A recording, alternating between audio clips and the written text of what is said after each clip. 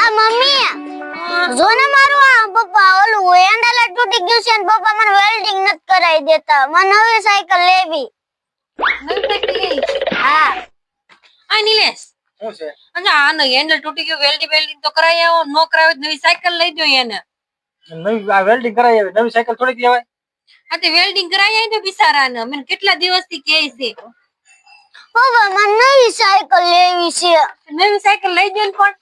નવી સાયકલ દીકરો કામ જ નવી સાયકલ નો લેવાય. આ સી હાકીને જલસા કરો. એ નવી સાયકલ તો હું જાય છે.